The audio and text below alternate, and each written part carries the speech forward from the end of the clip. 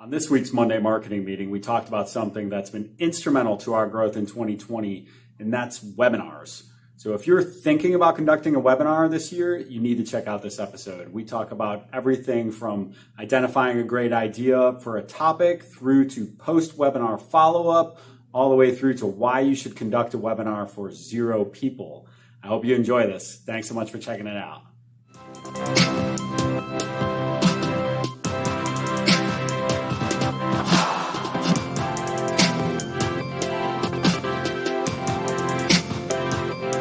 Okay. Welcome to the Monday marketing meeting. I'm Matt. I'm Karen. Man, we just rehearsed that right before this. It's amazing. We nailed it first try. So today we are going to be talking about webinars and the value of webinars to growing your business, particularly in an environment where we have seen a monumental shift to remote engagement of employees, education, development for employees, everything related to business. We have seen people start to go virtual, both by necessity and demand. So I'm excited to be talking about this topic today. We've got a webinar in 2 days that, just to put it in for some perspective, we're expecting several hundred people to register for this webinar. Whereas if you rewind 2 years ago, I remember doing a webinar for 0 people after having about a dozen people sign up. But I still did the webinar, and I'll share why with you in just a few moments. Karen, how are you doing today? I'm great. Excited to talk about this because I feel like it is such a topic that people want to get into, but they don't know if it's worth the value of it. They don't know how to even start. So it's definitely something that we have started more and doing a lot more of. And I think we're going to hit on some good little tips today.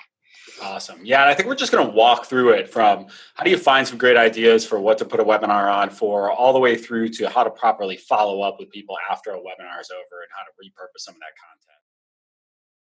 Let's start there. Let's start with the ideation phase, Karen. I mean, what are some best practices for trying to come up with a great idea for a webinar that's going to provide value to the audience?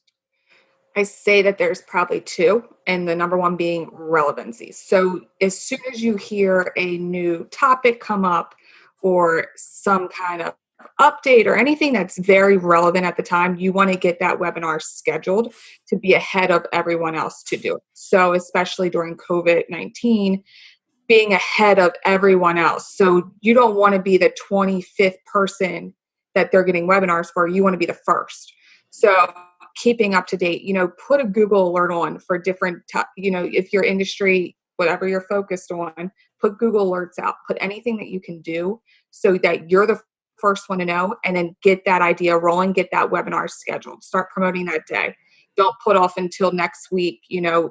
By next week, 20 other people are doing it. So I would say number one is keeping out, things that are relevant to your industry. Definitely, as soon as you see them pop up, get the webinar rolling.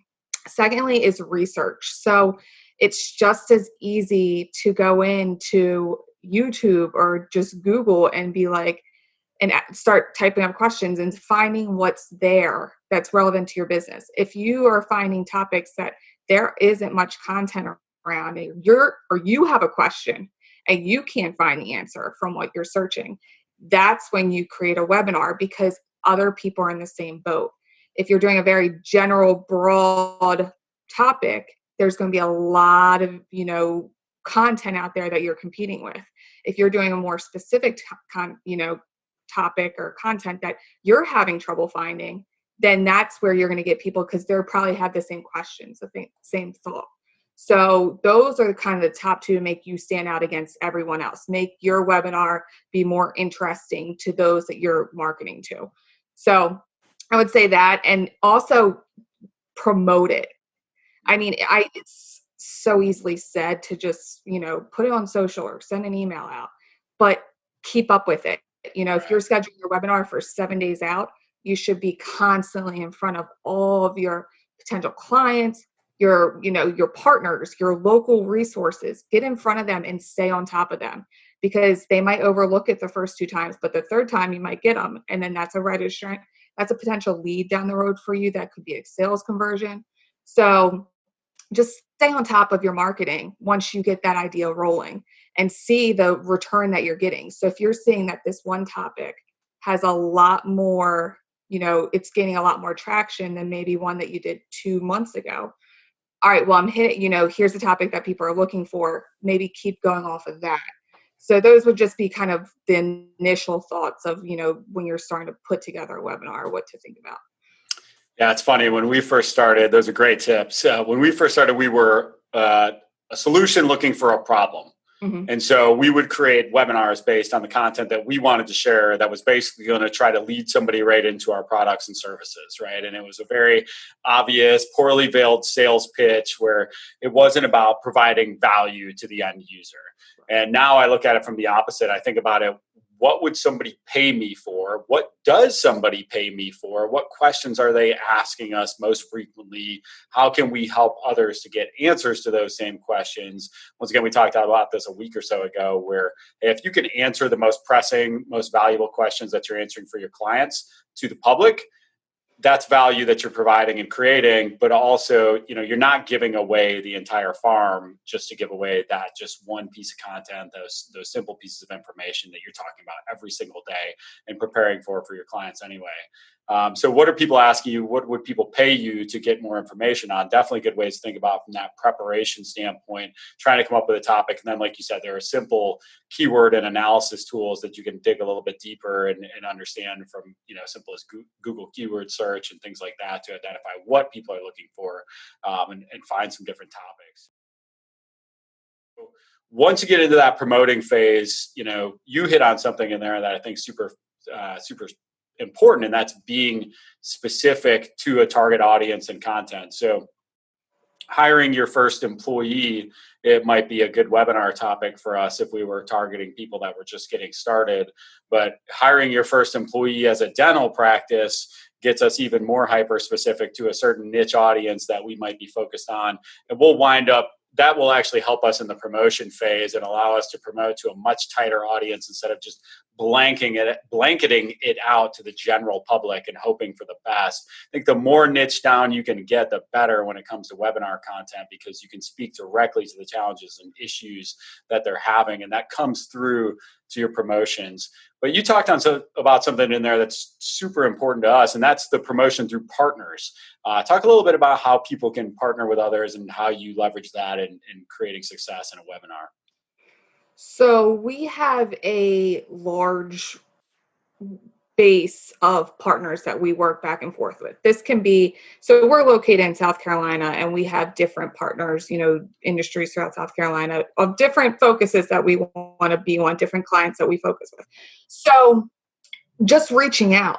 We sent, for our webinar this week, we sent about 10 emails in mid to late last week of, we have this webinar last week. We would love for you to promote on your social channels. We would love to send to your subscriber base. It doesn't hurt to ask. Even if they reshare a post to their page, it still reaches a whole nother broad audience of theirs. So once you're in there, they may not, be actively doing 100 things for you for it, but just one share gets in front of all their people. That 1 second it took them to do that, they probably would not have done it unless we asked them to. So just anyone, if you are a local coffee shop and you want to do a webinar about a fundraiser that you're doing and how your coffee shop does these fundraisers, well, then promote it to the person next door, because those people, you're putting out your business name. Person next door, we're located right here by so-and-so.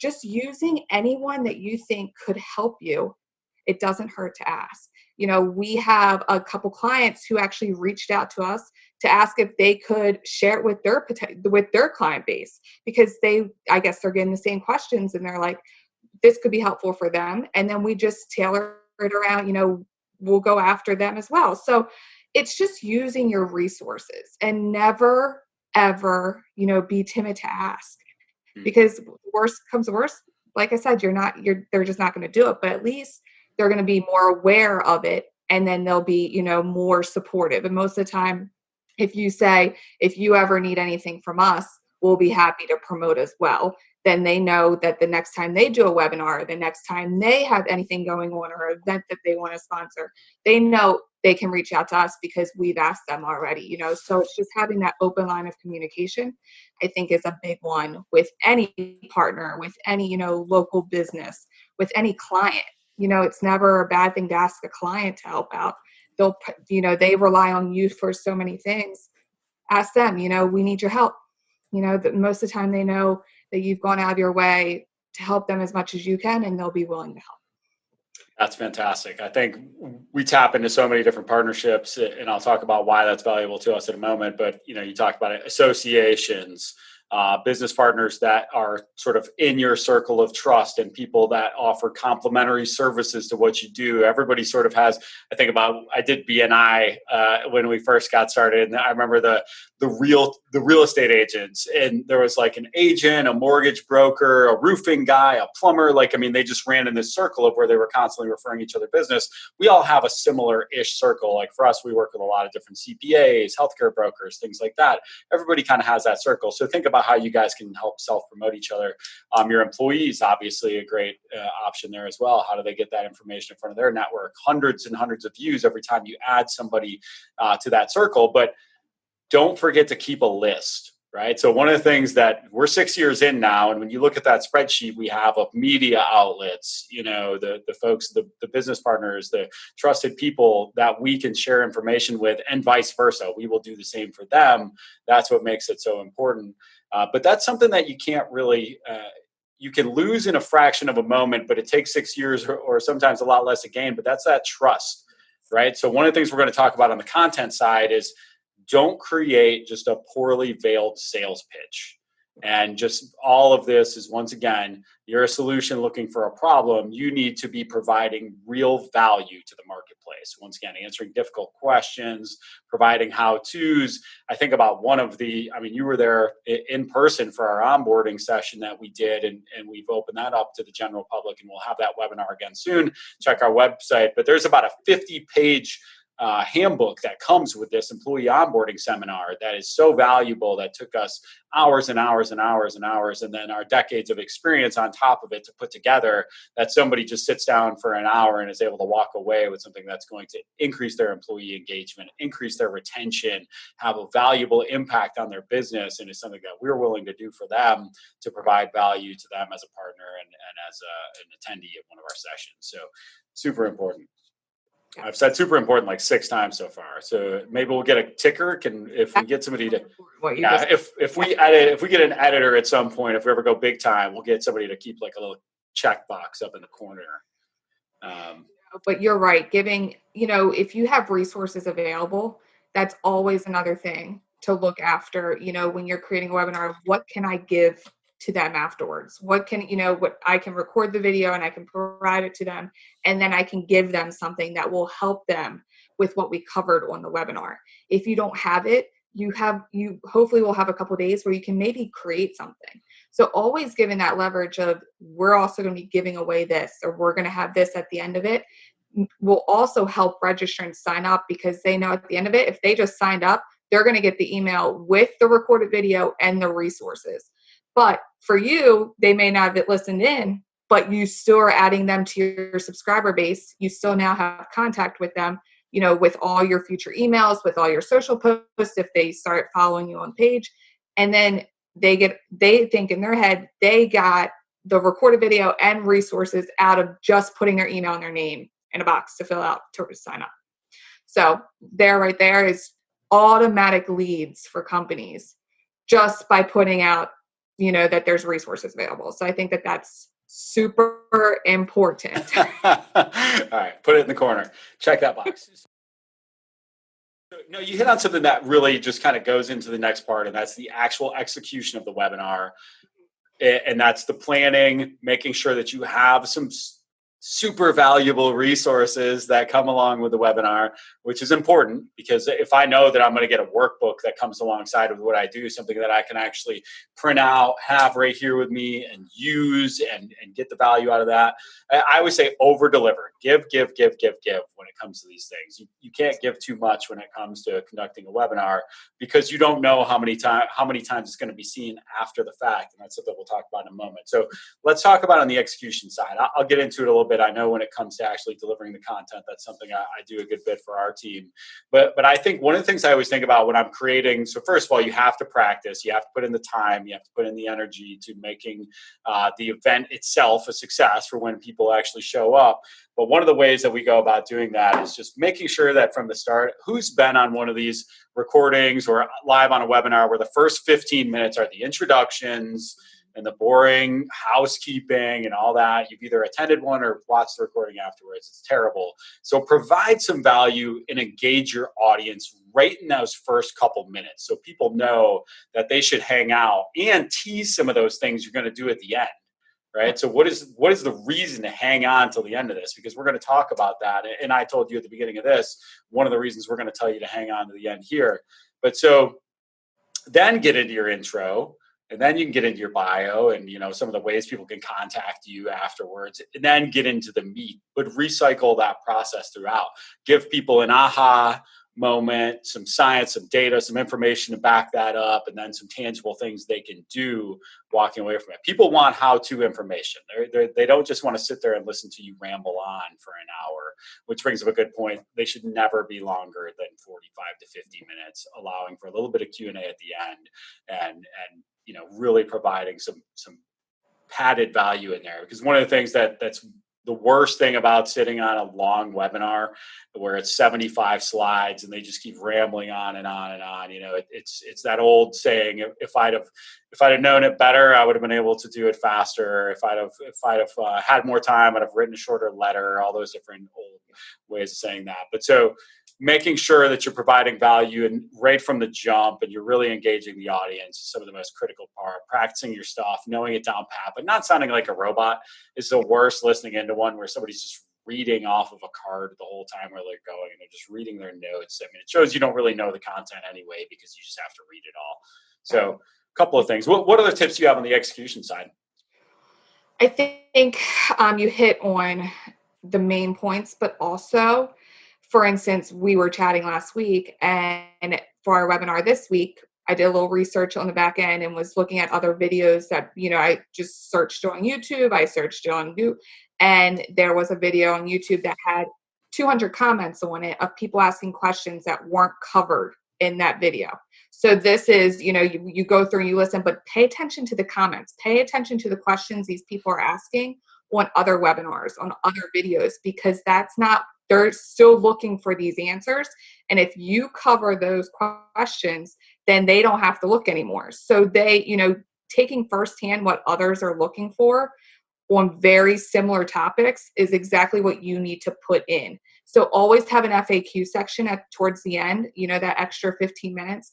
Yes, it's great to have people ask you questions, but it's also very hard on a webinar to cover all those questions that people are asking you in real time. So always say, we'll get back to you with all the questions that you've asked, but have a bunch of questions that you're seeing around the web or around, that people are asking you on a daily basis that they need the answers to, because that's what people are looking for.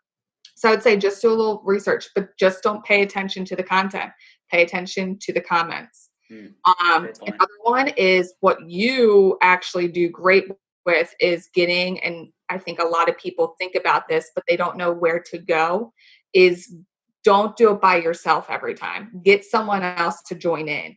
If you have a topic and you have someone in mind that you think could be great to talk with you about, that having the interaction between two people and not just one person talking, hence why we do these Monday calls, is because it's just going back and forth. There's a lot more value if you have someone else that you're talking with and that you're going over a topic with. So ask someone that may be an expert in that field, or maybe someone who you're going after in the webinar who's going to ask those questions, who's going to be that perception of who you're talking to, because then they're going to ask everything that your viewers are thinking, and they're going to be the ones that can get the insight of your target audience. So always ask around, have in mind, who can I ask to do this? Well, if you ask one person and they're not able to do it, ask someone else.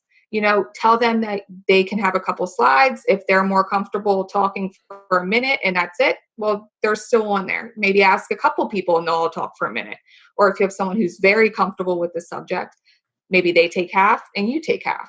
So switching it up, getting different point of views in, it definitely makes the conversation a lot more interesting than just having one person talk about the same topic. And it's just their point of view and it's just their thoughts. So it brings a little bit of, that diversity to the topic. So those would be my two other things as you're putting together the webinar to think about for content wise. Yeah, now once again, you're not only creating value for the audience, for yourself, you're creating value for a trusted partner who you're bringing in that can share something that they're a subject matter expert in. I think that our webinar coming up this week is a fantastic example. Nick is helping to talk to us about PPP loan forgiveness application, and that's a hot topic that our clients are asking us about right now. That is not necessarily our place of expertise, but we want to provide them with valuable information because it's the right thing to do. And so we found somebody who is a subject matter expert on it to come in and help us out. So it's going to help him to get his name out. It's going to help us to provide value to our clients and prospects and folks out there. And then obviously it's going to be a great marketing asset in the meantime as well. So let's talk about that. So let's talk about after the event. Yeah. So now it's happened. What do I do after the event to make sure I continue to provide value to those that signed up? So the number one thing I think that most people don't think about is, while you're having the webinar, make sure all of your employees are listening in. Have them write down their top 3 most interesting facts of it, or what they learned, or the topics that they think were most important. Have them write it down and send it to you afterwards. Then when you go to send your recorded video out, you could do it to your entire subscriber base as well as the list of recipients. So you never just want to do this to your list of recipients. You always want to target your clients. You always want to target, send it to your potential clients, your partners, anyone, because this could be valuable to them. So never just send to the list. Always send to your base as well. But what they come back and give you in their top 3 aspects, whatever over, if 3 of them say the same 2 things, well, that was what they thought was most interesting. That's what your audience is going to think is most interesting. So make sure you bullet point these different aspects that you talked about and sum it up really quickly. Here's the video. Here's a couple topics that we talked about. We specifically went into, point 1, point 2, point 3, and then here's a resource. And then that recorded video, also, the recorded video is a big one. Make sure you record it, because don't forget to hit the record button. You have to hit record, because then that's evergreen content for you. So after the webinar is over, the webinar is not over. Keep using that content. You can easily use a video editor and pull a 30-second clip out that answers a specific question. If you get a question from someone 2 weeks after, you have the answer right there. You can send it to them. You can post it on your social, because that's obviously something that people are looking for. So use the webinar to, put it on your website, create a blog post around it. Make sure your SEO is going after it. Make sure your keywords are in there, because people can now search and get your entire webinar. They learn your brand. They hear your voice. If you put the right details in there about your company, they now have full access to, they're going to look you up on the website. They're going to go. So continuously updating these videos on your website, making sure that the SEO is fully in there, your target keywords. And the easiest way to do that, also how you create the webinar, is start searching for what these people are looking for. And then make sure you're going after that in your content, in your blog post or on your web page. So then your search results drive up. So this one webinar that you created will continuously keep working for you over time. Don't just make it a one and done thing. You put your time and effort to create it. You created a slide deck for it. You did your initial research. You prepared. You did a test run. Will make it worth it. Keep on going after. Send a reminder email 2 weeks later. We're still getting questions about this. Reminder, it's all on here. Take a look at this webinar. Point out different time frames, especially from 5 minutes and 36 seconds to 7 minutes is especially important for your company. So if you just tell them certain points that they may resonate better with, then they know to skip right to that and they don't have to listen to everything. Because most people might be like, I don't want to listen to 45 minutes or I don't have time right now, and then they forget about it. Well, if you point out the times that most relevant to them and the questions they're asking or what's relevant to their business, they're going to pop right in there. And once they hear the content that's in there, they'll continuously start, they'll listen. So those would be my tips afterwards, is just don't just make it a one-time ordeal. Keep it going, keep using it in every marketing aspect that you have, and then use that content over and over again. Well, and you hit on something going all the way back to the beginning of this conversation. Why would I do a webinar for 0 people? And if you're just getting going and you don't have a big audience and you're just, building those partnerships, you're going to do some where even a dozen, 20 people might sign up, and 0, 1, 2, 3, 4, 5 might actually show up to the event. Don't cancel it. Suck it up. I know it's embarrassing when they look on who's here and they see it's only 2 of them there. Well, guess who doesn't see that? The people watching the recording for the next 5 years, the people who see the blog post that you created from it, the people that see the social post that you created from it, the people that see the guide that you created later. Repurpose your content, people. That is like the number one thing that people aren't doing right now. When a client is calling you asking questions, they are creating content for you. And then you can turn that into all those different things. You can use the internally, externally, blogs, videos, social posts, all the above. So don't forget it. It's all valuable. It's all great. And we appreciate you hanging out with us today for a little while on the Monday marketing meeting. Always one of my highlights of the week.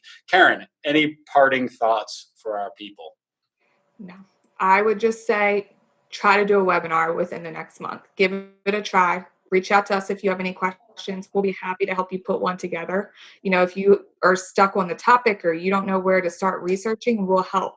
We can definitely, that's kind of become our wheelhouse in a way. We've done a lot of webinars over the last couple of months, specifically through COVID-19, and we've seen overwhelming success with it. We are getting new clients just with our content from our webinars. So we can help you make an impact with it. So just make sure that you are creating the content and then using it, continuously use it. So we hope that this, inspires you just to do a webinar and see if it works, because we know over time it will. So. Well, thanks so much, Karen. And like we've said, I think every other episode, it's not ABC, y'all. It's not always be closing. It's ABV, always be valuable. We appreciate you. Have an awesome day. Bye.